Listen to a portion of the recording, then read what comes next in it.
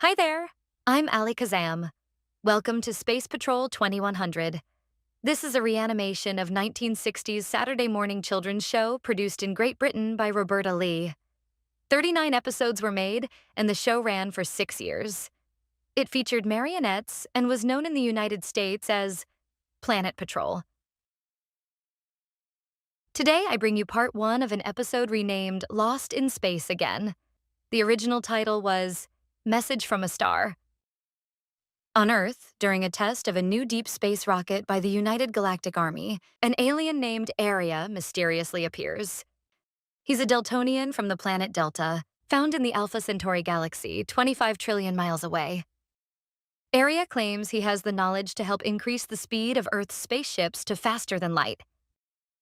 Colonel Raeburn is thrilled and gives the green light to the project, and Captain Dart and the crew of Galasphere 347 are assigned the mission. However, Professor Haggarty has doubts.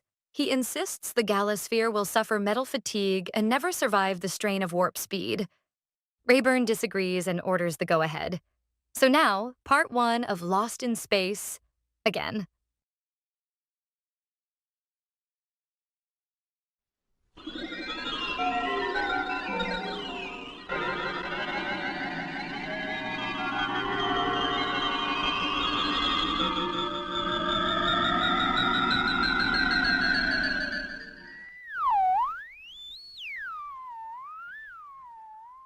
The sound impulses are faint, but they are definitely there. Where are they coming from? Alpha Centauri. It's the nearest star to our solar system. Near? Even if we travel at the speed of light, it would take us 4.5 years to reach it. Anyway, those sounds are probably just atmospherics, high up in the air. I don't agree with you. They have a peculiar pattern.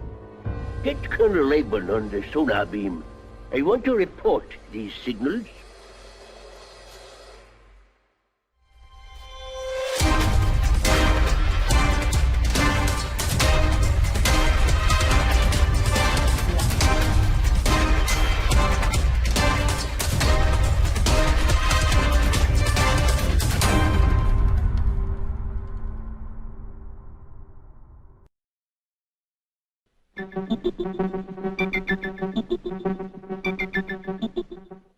I keep thinking of what Professor Zephyr told you.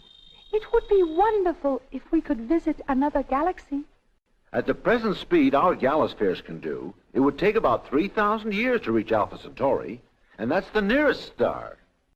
If only we could go faster than 800,000 miles per hour. We're trying, Marla. As a matter of fact, General Smith's testing a new speed rocket for me now.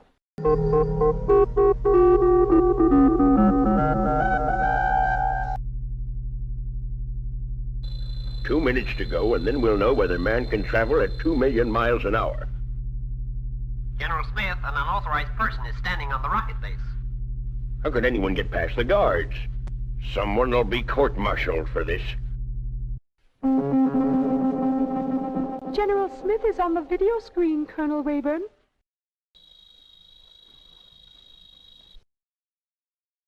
The rocket trial has had to be abandoned. A strange thing or person got past the cordon. What do you mean? Well, speak to him yourself. He's with me now. My name is Iria, and I come from another planet outside your solar system. What? It is true. I come from the galaxy of Alpha Centauri. You mean there are planets around the star Alpha Centauri? Of course. And from my planet Delta, your sun looks like a star to me.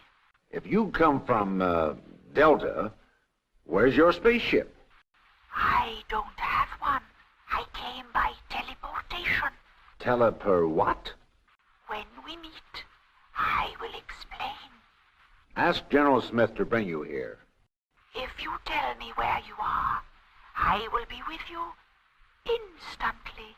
My office is in the United Galactic Building. Thank you. If someone's playing a trick on me, I'll... How did you get here so fast? The spaceport's 100 miles away. I think myself from one place to another. That is teleportation. I wish you could teach us to teleport. It takes many years to learn. But if you will allow me to talk with your scientists, I can help them to increase the speed of your spaceships, and you will be able to go faster than light. Faster than light? I can't believe it. I'll take you to General Smith at once. There is no need. I know where he is, and I will teleport myself to him. Marla, Yes, Colonel? see that Captain Dart reports to me as soon as he lands on Earth. I've a feeling he'll soon be going on a very interesting journey.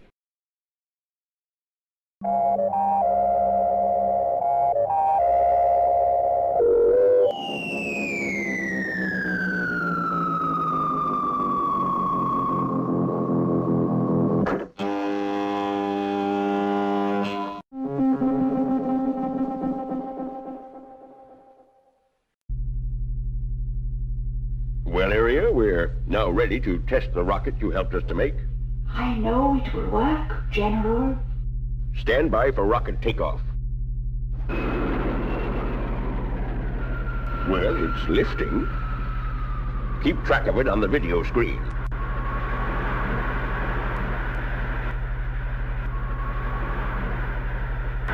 It's vanished. Vanished?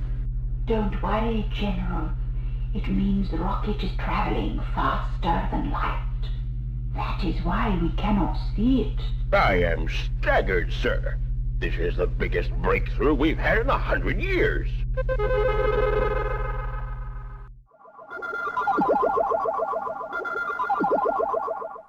Rubbish. Rubbish, piffle, and nonsense. What's nonsense, Pop? All this talk about traveling faster than light. And don't call me Pop. I've more good news, Professor. Area is going to fix his new power unit to the Galasphere. This star man of yours is brilliant, but there's one thing he's forgetting. The Galasphere is made of metal, and it won't stand the strain of traveling so fast. Area hasn't said so. He doesn't understand metals. On his planet, they don't have any. I'm warning you, Colonel. If you make your Galaspheres go so fast, they'll crack up. Nonsense. The trouble with you, Haggarty, is that you're jealous of Area. The cheek of it. Me, Aloysius O'Brien O'Rourke Haggarty, jealous of a bat-like, worm-like, legless, mouthless, noseless creature like that? And don't call me Pop. You mean my crew and I are going to visit another star system? Yes, Dart. Thanks to Area. I believe you've already met him. I can't tell you what I think of you. You don't need to. He can read your thoughts. How soon will you and your men be ready to leave, Dart? As soon as you like. Good. I'll order your Galasphere to be fitted with a Delta power unit. Delta power, eh? Is it difficult to fit? No, it goes inside the meson unit. I know I'm right, Cassie. If our Galasphere flies for a long time at the speed of light, it'll collapse. You must tell Colonel Raeburn. I have, but he thinks I'm making it up because I'm jealous. Well, Professor, Larry, Dart, and his crew are leaving for Alpha Centauri, and they'll arrive on Delta in 4 months. What do you say to that? I say we'll never set eyes on those brave boys again. You don't know what you're talking about. There you are, Cassie. What did I tell you?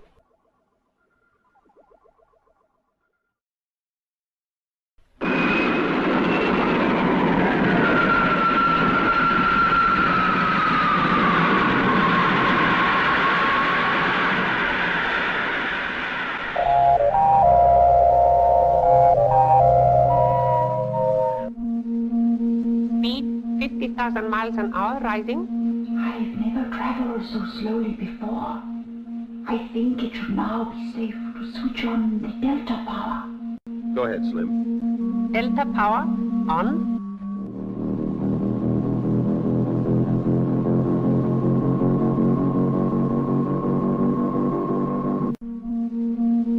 is incredible, Captain. Our speed is now 10 million miles an hour.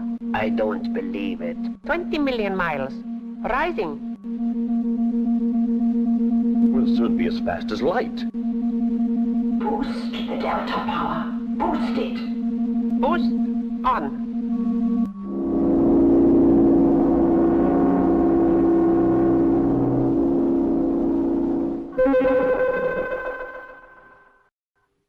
We are now faster than light, Captain. That means we're invisible. How do you feel about that, Husky? I feel hungry.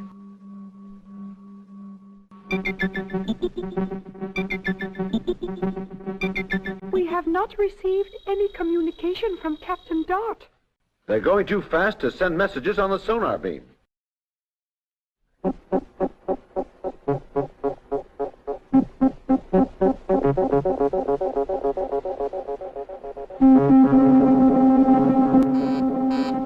What is your news, Professor Zephyr?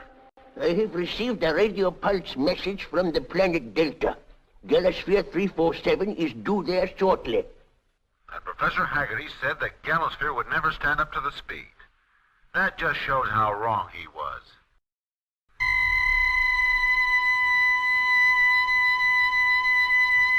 We are now approaching the star, Alpha Centauri. It looks just like the sun. We must slow speed and change course to approach Delta.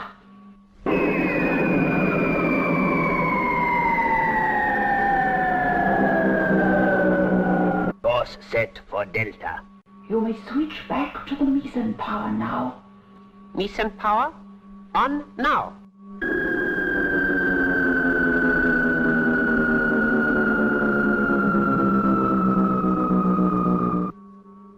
Delta's on the screen. Switch to orbital drive, Slim. Orbital drive on. I'm switching to robot control for landing.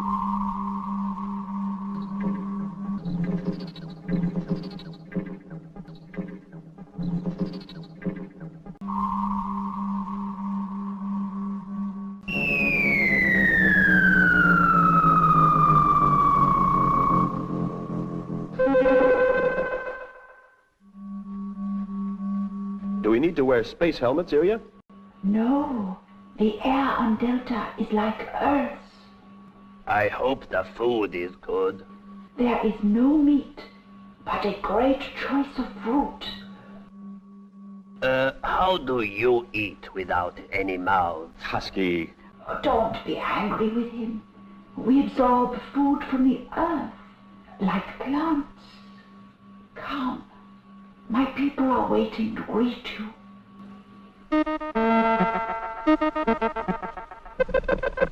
I've never seen wood like this before. It isn't wood.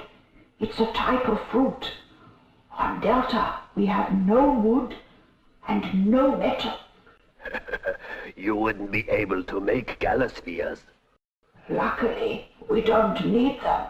Now, if you'd like to rest... I'd like to pulse beam a message to Earth to say we've arrived safely. Of course, we will send it at once.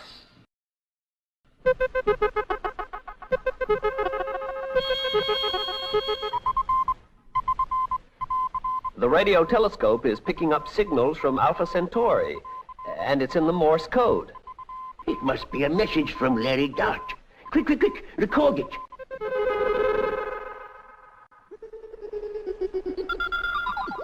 I've had a message from Dart. He's arrived safely on Delta. What have you got to say to that? I'll be waiting to see if he arrives safely on Earth. Now, look here. I don't want to look. Does no one remember what happened the last time we sent a spaceship to Alpha Centauri? Back on October 16th, 1997, the Robinson family was launched in the Jupiter 2 to colonize a new planet. They were never heard from again. Never. That's what's going to happen to Larry Dart and his crew. They will be lost in space forever.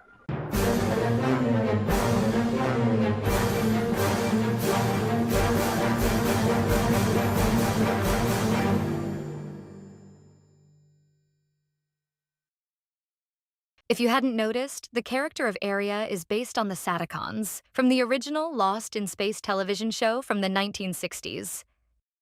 The Saticons were a mysterious race that wore long black garments and bowler hats. Alpha Centauri was also the galaxy in which the Robinsons were to find a suitable planet and colonize.